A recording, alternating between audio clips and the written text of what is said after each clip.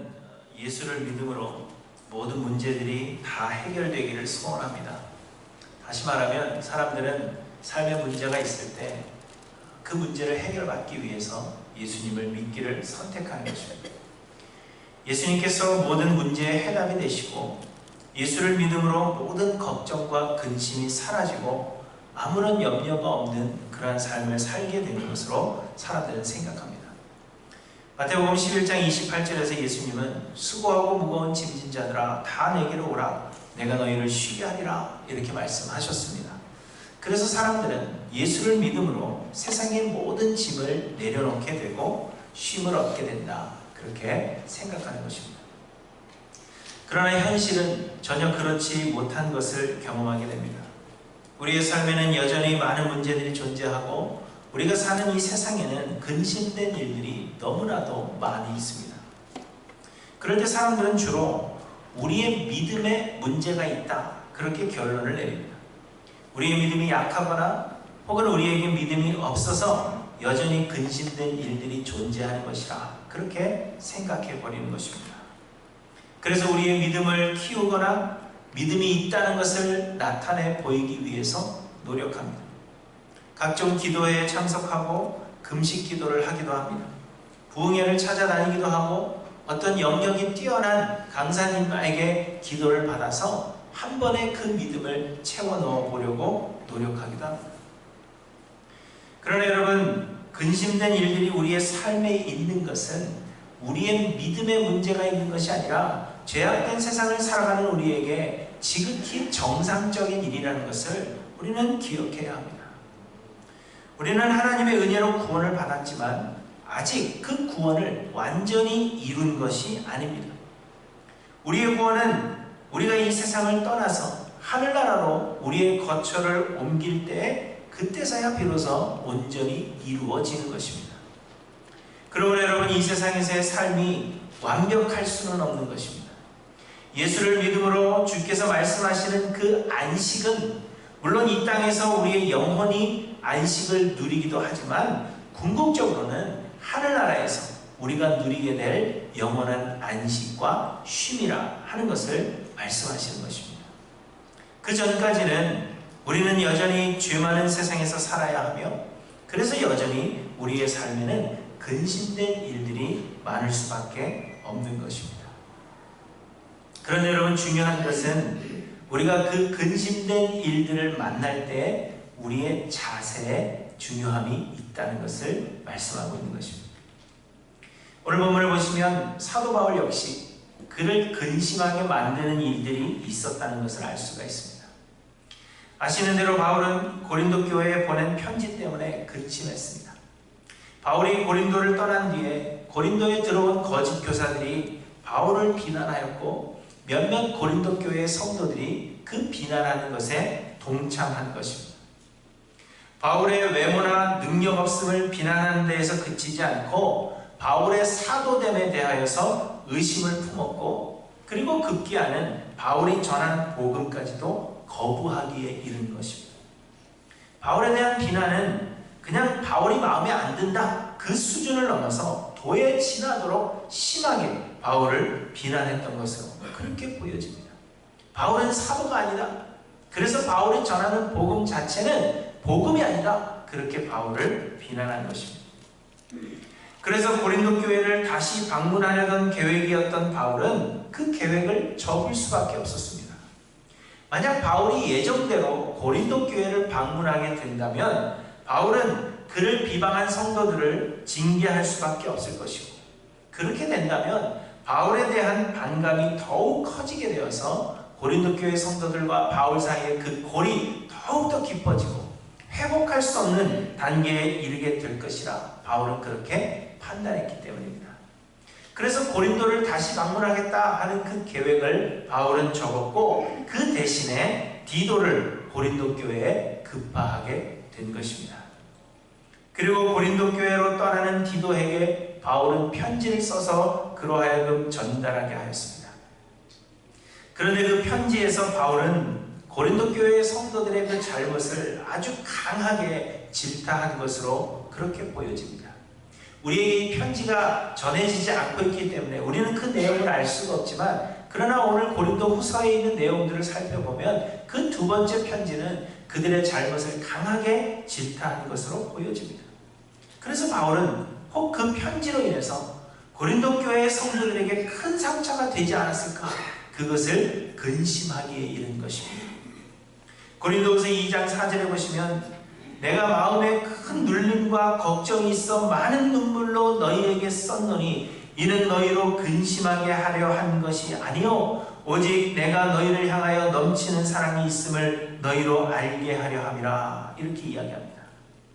바울은 고린도 교회 성도들을 근심하게 하기 위해서 편지를 써보낸 것이 아니지만, 그럼에도 불구하고 그 편지를 받고 그들이 근심하지 않을까 하여서 걱정하고 있는 그 바울의 마음을 그대로 표현해 주고 있는 것입니다.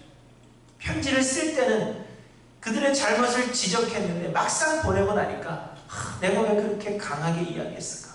내가 왜 그렇게 심하게 이야기했을까? 그것을 근심하게 이른 것입니다.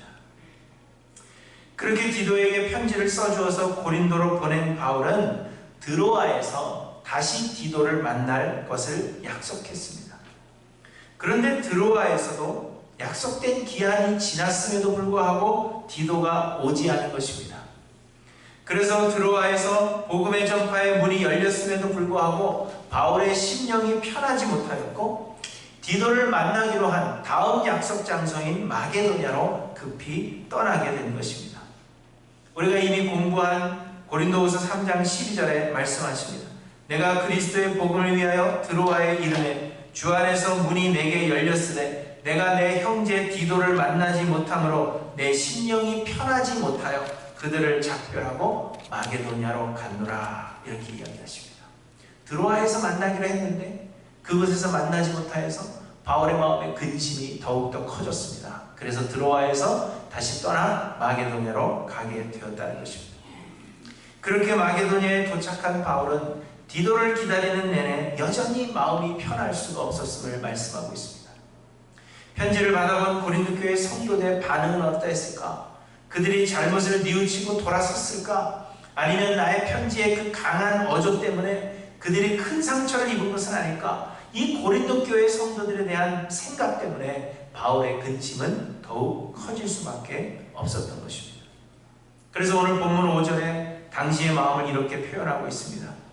우리가 마게도냐에 이르렀을 때에도 우리 육체가 편하지 못하였고 사방으로 환난을 당하여 밖으로는 다툼이요 안으로는 두려움이었노라. 마게도냐에 이르러서도 복음에 대한 반대와 회방에 부딪혔을 것은 분명한 것입니다. 그래서 육체가 편하지 못하였고 밖으로는 다툼이었다. 그렇게 이야기하는 것입니다. 그런데 또한 마음으로도 편하지 못했습니다. 디도가 와서 고린도 교회 성도들에 대한 좋은 소식을 전해주기 전까지는 마음의 평안을 얻을 수 없었던 것입니다.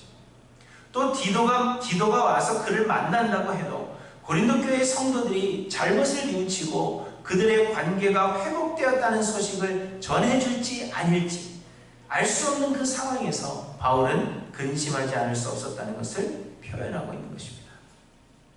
여러분, 오늘 본문의 이 근심하였다라는 표현은 그저 약간의 걱정을 했다 그런 표현이 아니라 마음이 심히 괴롭고 아프다 하는 것을 표현하는 것입니다. 예수님께서 십자가에 달리시기 전에 겟세마네 동산에 올라가서 기도하시면서 제자들에게 기도하라 하셨는데 제자들이 계속해서 잠을 잤죠. 그때 예수님께서 제자들에게 오셔서 내 마음이 매우 고민하여 심히 고민하여 죽게 되었다 그렇게 표현하셨는데, 그때 이 고민하다 하는 것과 같은 단어를 오늘 바울이 쓰고 있는 것입니다. 그러니까 그 마음이 심히 괴로웠다 그렇게 표현하고 있는 것입니다. 또한 여러분, 바울뿐 아니라 고린도 교회의 성도들 역시 근심하게 된 것을 바울은 또한 말씀하십니다. 8절에 보시면 그러므로 내가 편지로 너희를 근심하게 한 것을 후회하였다 이렇게 이야기합니다. 바울이 염려한 대로 바울의 편지를 받아본 고린도 교회 성도들 역시 바울의 그 강한 어조의 질책으로 인해서 근심할 수밖에 없었다는 것입니다. 이처럼 아무리 예수를 잘 믿고 신앙이 깊은 사람이라고 할지라도 이 땅을 살아가는 동안에는 근심이 전혀 없을 수는 없다는 것을 말씀하고 있는 것입니다.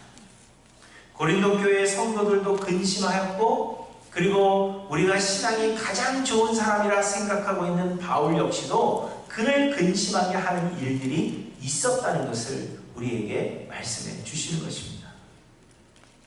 하지만 여러분, 오늘 본문에서 바울은 그 근심이 결국 바울에게는 기쁨이 되었다, 그렇게 말씀하고 있는 것입니다. 또한 근심하게 된 것이 바울에게 뿐만이 아니라 고린도 교회의 성도들에게도 유익이 되었다는 것을 오늘 본문에서 우리에게 말씀해 주십니다. 이처럼 예수를 믿는 자의 삶은 아무런 근심 없이 사는 것이 아니라 근심하게 하는 일들을 만날 때 그 자세에 차이가 있다는 것을 우리에게 보여주시는 겁니다. 예수 믿었기 때문에 근심이 없다, 예수 믿었기 때문에 다 평안하다, 모든 문제가 그냥 다 금방금방 해결된다, 그걸 이야기하는 것이 아니라 우리가 근심하는 일들을 만났을 때 우리는 어떠한 자세를 가지는가, 그것이 우리가 예수를 믿는 사람인지 구원 얻은 사람인지 표현해 주는 것이라 하는 것을 우리에게 말씀해 주시는 것입니다. 그래서 여러분, 오늘 본문은 세상에는 근심된 일이 많지만은 그 근심이 어떻게 우리에게 기쁨이요 유익이 될 수 있는지에 대해서 우리에게 몇 가지로 말씀해 주십니다.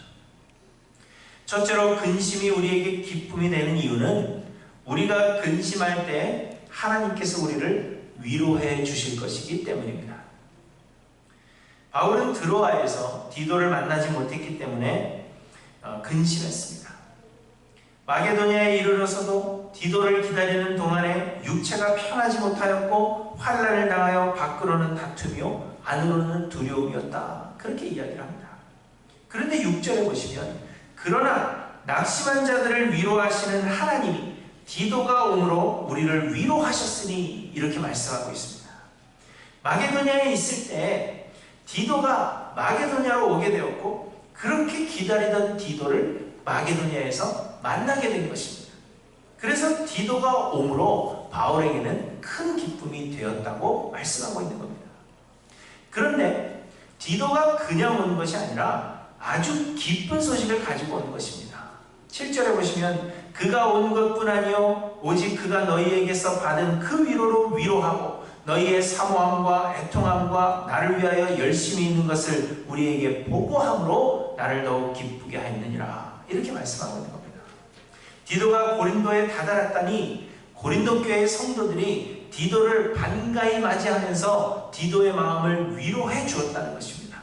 얼마나 걱정스러운 마음으로 고린도에 갔겠어요. 그런데 고린도 교회의 성도들이 디도를 반갑게 맞아주면서 디도의 마음을 위로해 주었다는 겁니다.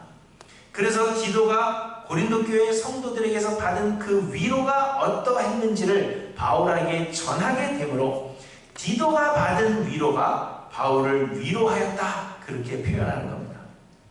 그리고는 고린도 교회의 성도들이 바울을 얼마나 사모하고 있으며 바울을 비난한 일에 대하여 얼마나 애통해하고 있는지, 그리고 바울을 얼마나 보고 싶어 하고 있는지 그 소식을 전해온 것입니다. 그래서 이 소식을 들은 바울은 그 소식으로 말미암아 기뻐하였고 그동안 근심했던 것에 대한 모든 위로를 받을 수 있었다, 그렇게 이야기해주고 있는 것입니다. 그런데 여러분, 핵심은 바울이 이 위로가 하나님께서 주시는 위로라, 그렇게 말씀하고 있다는 것입니다. 6절을 다시 보시면, 낙심한 자들을 위로하시는 하나님이 하고 중간 생략하고 우리를 위로하셨다, 그렇게 말씀하고 있는 겁니다. 낙심한 자들을 위로하시는 하나님이 우리를 위로하셨다, 그렇게 표현합니다. 여러분, 이처럼 하나님은 우리를 위로하시는 하나님이십니다.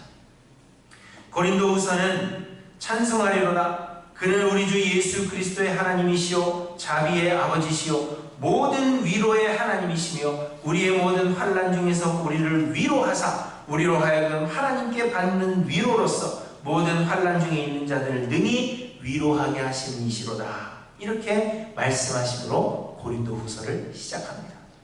고린도후서의 시작이 하나님은 우리를 위로하시는 하나님이시라, 하는 그 사실로 고린도후서를 시작한다는 것입니다. 이처럼 하나님은 우리를 위로하시는 하나님이십니다.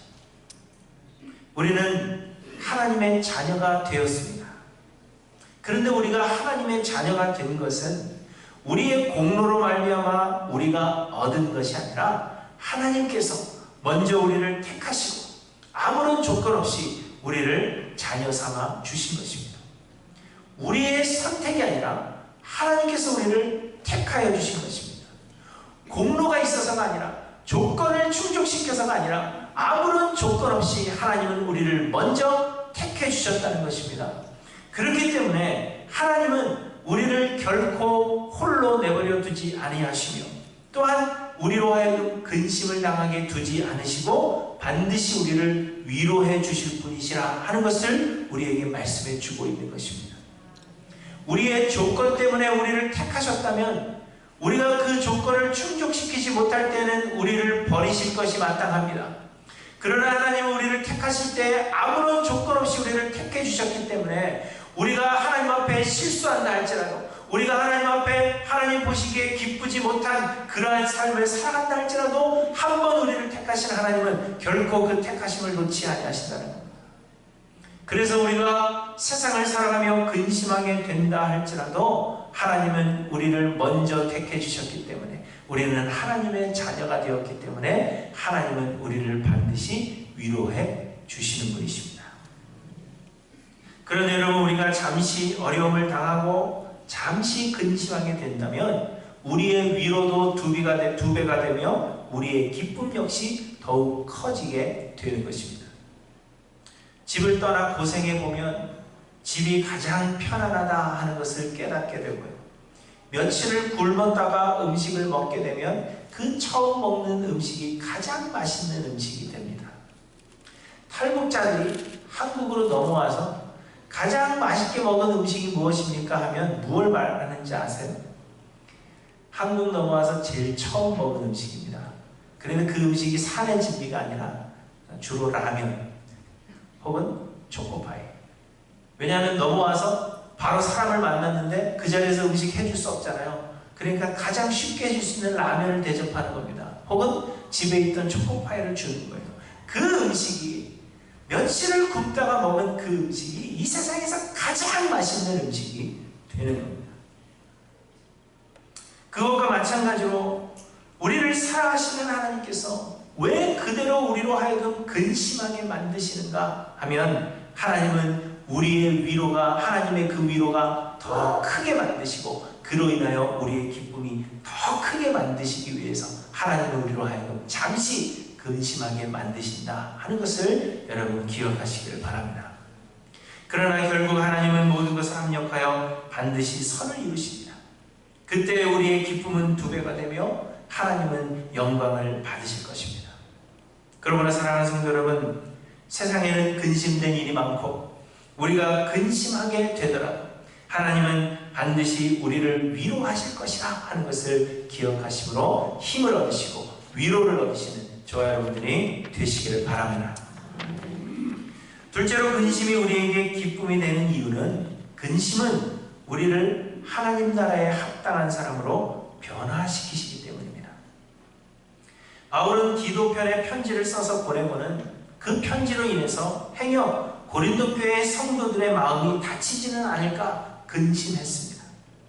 하지만 디도가 옴으로 더 이상 근심하지 않는다 그렇게 말씀하십니다. 8절에 보시면 그러므로 내가 편지로 너희를 근심하게 하는 것을 후회하였으나 지금은 후회하지 아니함은 그 편지가 너희로 잠시만 근심하게 한 줄을 알미라 이렇게 말씀하십니다. 전에는 후회했지만 이제는 후회하지 않는다. 그런데 바울이 편지로 성도들을 근심하게 한 것을 후회하지 않는 이유는 그 편지로 말미암아 고린도 교회의 성도들이 변화를 받았기 때문입니다. 11절에 보시면 보라 하나님의 뜻대로 하게 된 근심이 너희로 얼마나 간절하게 하며 얼마나 변증하게 하며 얼마나 분하게 하며 얼마나 두렵게 하며 얼마나 사모하게 하며 얼마나 열심히 있게 하며 얼마나 벌하게 하였는가. 너희가 그 일에 대하여 일체 너희 자신의 깨끗함을 나타내느니라 이렇게 말씀하고 있습니다. 쉽게 말하면 이 편지로 인해서 하나님을 향한 고린도 교회의 성도들의 사랑의 마음이 진실하게 변하였고 또 바울을 사모하는 마음 또한 그들의 마음속에 다시 생겨나게 되었으며 정결함에 대한 간절함이 바울이 보낸 편지 때문에 그 근심함으로 인하여 생겨난 변화다 그렇게 말씀하고 있는 것입니다. 바울이 편지를 보내기 때문에 그 편지로 고린도 교회 성도들이 근심하게 되었기 때문에 그들의 삶이 변화하게 되었다는 것입니다. 그래서 바울은 편지로 성도들을 근심하게 한 것을 후회하지 않는다 그렇게 말씀하고 있는 것입니다. 여러분 언급한 대로 우리는 하나님의 은혜로 구원함을 얻었지만 여전히 변화를 받아야 하는 죄인들입니다. 우리가 구원함을 얻은 것은 우리가 의롭게 되었기 때문이 아니라 하나님께서 그저 우리를 의로운 자라고 인정해 주신 것 뿐입니다. 은혜로 의롭다 인정함을 받은 우리들은 하늘나라 가는 그날까지 끊임없이 변화를 받아서 예수 그리스도를 닮는 거룩함을 온전히 이루어야 하는 것입니다. 우리는 의인이라 구원 얻은 게 아니라 여전히 죄인이지만 구원함을 얻었기 때문에 이제는 예수 그리스도를 닮는 그 거룩함을 온전히 이루기를 힘써야 하는 것입니다. 그런데 여러분 이 변화를 가져와서 거룩함을 온전히 이루게 하는 요소가 바로 우리의 마음의 근심이라는 것입니다. 우리는 근심함을 통해서 우리가 어떤 존재인지를 깨닫게 되는 것입니다. 여전히 죄로 가득한 우리들의 본성을 보게 하고 예전에는 우리가 굉장히 강하고 괜찮은 사람이라고 생각했는데 작은 일에도 근심하는 우리의 모습을 보면서 우리는 힘이 없는 자들이요 연약한 자들이요 하나님의 은혜가 아니고서는 살 수 없는 자들이라는 것을 깨달아가게 되는 것입니다. 그 근심함을 통해서 우리는 이 모든 것들을 발견하게 된다는 것입니다. 그리하여 우리의 연약함을 고백하게 되고 우리의 구원주의 주가 되시는 예수 그리스도 앞에 나와서 그의 은혜를 간구하게 되며 주의 은혜가 우리 안에 역사하심으로 말미암아 우리는 조금씩 변화되어 간다는 것을 우리에게 말씀하고 있는 것입니다. 근심 때문입니다. 그런데 여러분 우리에게 아무런 근심이 없고 그저 평탄한 삶이 계속된다고 한번 생각해 보시기 바랍니다. 우리가 소원하는 대로 아무런 문제가 없는 삶을 우리가 살아가고 있다. 여러분 어떻게 생각하십니까? 저는 제가 운전을 굉장히 잘한다고 생각을 했습니다. 그래서 몇 년 전에 한국에 나갔을 때 20년 만에 처음 한국에 나가서 아버지 차를 끌고 제가 밖으로 나갔어요. 그런데 몇 블락 가다가 다시 돌아왔습니다. 왜냐하면 이 미국처럼 길도 넓고 그냥 쭉쭉 뻗어 있는 이 길을 운전할 때는 몰랐는데 좁고 차가 막 여기저기 막 주차되어 있는 그 골목길을 이리저리 빠져나가야 되고 너무나도 복잡한 한국에서 운전을 하려고 하니까 자신이 없는 거예요. 지나가는 차마다 빵빵 대는 것 같고 나를 보고 욕하는 것 같고 그래서 다시 돌아올 수밖에 없었습니다. 또 제가 아는 지인이 큰 수술을 앞두고 있습니다. 실명의 위기에 있기 때문에 반드시 수술을 해야 하는 그런 상황이에요. 한 번 수술을 했는데 수술이 잘못됐습니다. 그래서 재수술을 해야 됩니다. 그런데 처음에는 수술 받기를 거절하시는 거예요. 그래서 왜 수술을 하면 좋아진다는데 왜 거절하실까? 처음엔 그렇게 생각했습니다. 그런데 그 이유가 너무나도 아프기 때문이라는 겁니다. 한 번 수술을 했는데 너무 아픈 거예요. 그러니까 두 번 수술하려고 하니까 재수술하려니까 겁이 나는 겁니다. 너무 아프기 때문에. 그러나 여러분 아파도 수술은 반드시 해야 하는 것입니다. 수술은 우리에게 아픔을 주지만 이는 잠시 후 병을 고치려면 그 아픔은 필수적인 것임을 우리는 압니다. 이처럼 근심할 일이 없는 평탄한 삶은 좋을 것 같지만 여러분 죄가 변화되어서 의로움을 나아가야 되는 거룩함의 완전함을 이루어야 되는 우리들에게는 평탄한 삶이 우리에게는 아무런 도움이 되지 못하는 겁니다. 평탄한 삶에는 아무런 변화가 일어나지 않습니다. 평탄한 삶은 그리스도의 거룩함을 온전히 이룰 수가 없는 것입니다. 그러나 여러분, 근심은 우리로 하여금 변하게 하고 궁극적으로는 예수 그리스도를 닮는 거룩함을 온전히 이루게 하는 것입니다. 그러므로 사랑하는 성도 여러분, 무엇 때문에 여러분 근심하십니까? 걱정하지 마십시오. 세상에 근심된 일이 많을지라도 우리가 닮을 예수 그리스도의 그 거룩함을 바라보심으로 세상을 넉넉히 이기시는 저와 여러분들이 되시기를 바랍니다. 그러나 여러분, 세상의 모든 근심이 우리에게 위로가 되는 것은 아닙니다. 근심이 우리에게 기쁨이 되고 위로가 되기 위해서는 우리의 근심이 하나님의 뜻대로 하는 근심이 되어야 하는 것입니다. 그렇다면 여러분, 하나님의 뜻대로 하는 근심이란 어떤 근심입니까? 하나님의 뜻대로 하는 근심이란 하나님께서 근심케 하시는 일이 따로 있고 세상이 우리로 하여금 근심케 하는 일이 따로 있다라는 것을 말하는 것이 아니라 하나님께서 우리에게 원하시는 근심을 대하는 자세에 있다는 것을 말씀하고 있는 것입니다. 10절에 보시면 하나님의 뜻대로 하는 근심은 후회할 것이 없는 구원에 이르게 하는 회개를 이루는 것이요 세상 근심은 사망을 이루는 것이니라 이렇게 말씀하십니다. 하나님은 우리가 우리의 삶의 근심을 통하여 삶의 모습을 돌아보고 회개에 이르기를 원하신다는 것입니다. 그것이 근심을 통한 하나님의 뜻이요 하나님의 뜻대로 하는 근심입니다. 근심을 하되 다 근심하게 되지만 그러나 근심을 할 때 내 자신을 돌아보고 회개할 것이 있는가를 돌아보며 예수 그리스도 앞에 엎드리는 것이 하나님의 뜻대로 하는 근심이 된다는 것입니다. 그러나 여러분, 그 근심이 우리로 회개에 이르도록 하지 못한다면, 곧 근심하고 있으면서도 우리를 돌아볼 기회로 삼지 않는다면 그 근심은 우리로 하여금 그저 죽게 만드는 근심이 된다. 그렇게 말씀하고 있는 것입니다. 그래서 어떤 성경은 회개에 이르지 못한 근심은 사망을 낳을 뿐이니라. 근심하지만 회개하지 않으면 사망에 이르게 된다. 그렇게 해석하고 있는 것입니다. 근심의 종류가 있는 것이 아니라 근심은 다 같은 근심이지만 우리가 그 근심을 어떠한 자세로 대하고 있는가? 나를 돌아보며 회개하는 기회로 삼고 있는가? 아니면 그저 근심하고 있는가에 따라서 나를 돌아보며 회개하는 기회를 삼고 있다면 그것이 하나님의 뜻대로 하는 근심이 된다는 것입니다. 근심은 세상을 사는 사람이라면 누구나 하는 것입니다.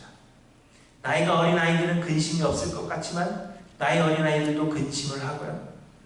나이가 많아서 삶의 연륜이 쌓인 분들은 이제 근심이 없을 것 같지만 또 연륜이 쌓인 분들은 그 나름대로의 근심이 있습니다.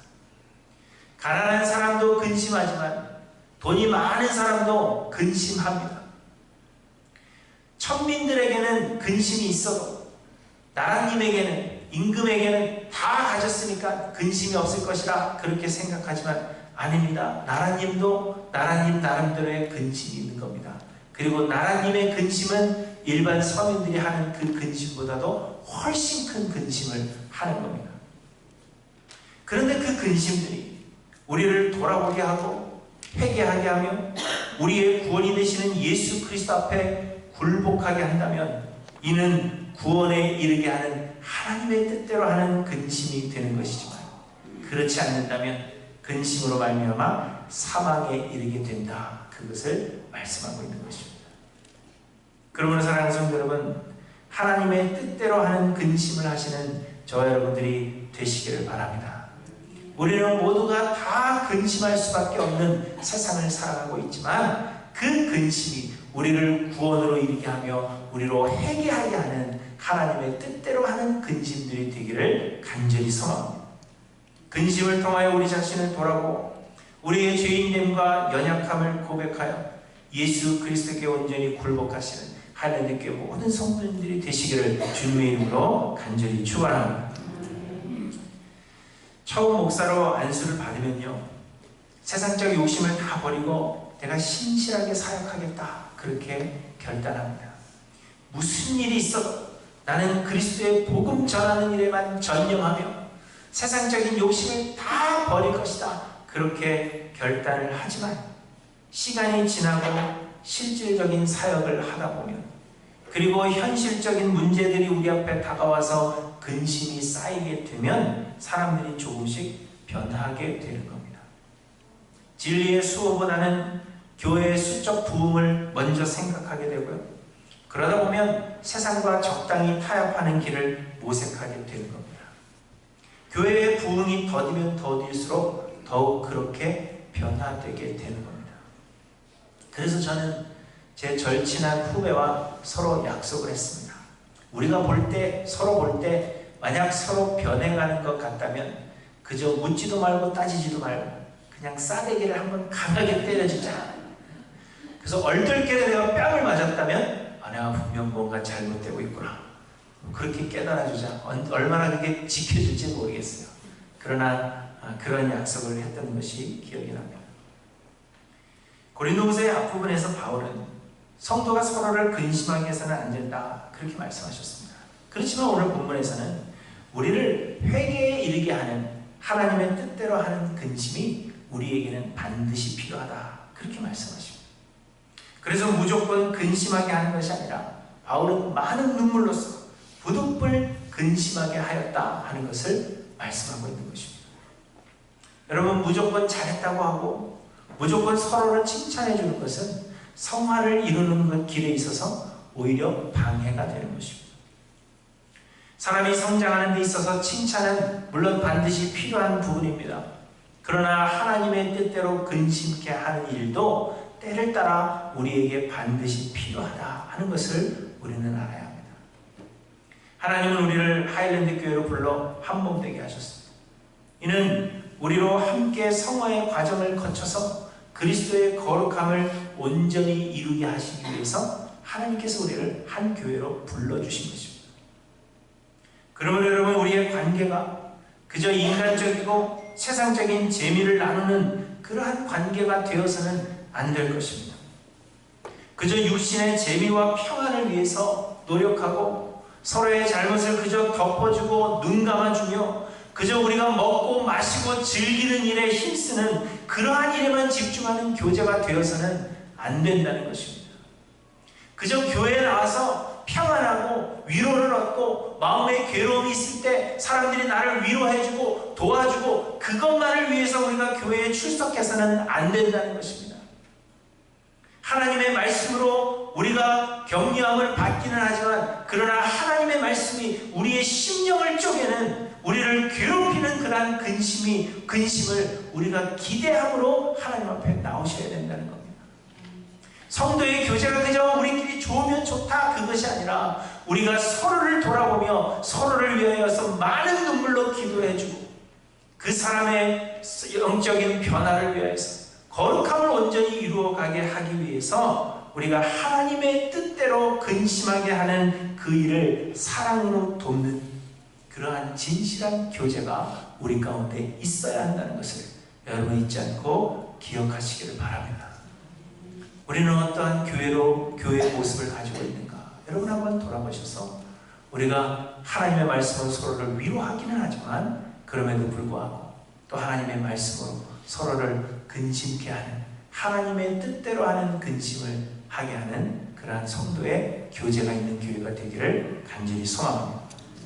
세상에는 근심된 일이 많지만 우리 자신을 돌아보아 하나님의 뜻대로 하는 근심이 되게 하며 예수 그리스도 앞에 온전히 굴복함으로 성화를 온전히 이루어서 구원에 이르는 우리 하일랜드 교회 모든 성도님들이 되시기를 주님의 이름으로 간절히 축원합니다. 기도하십니다.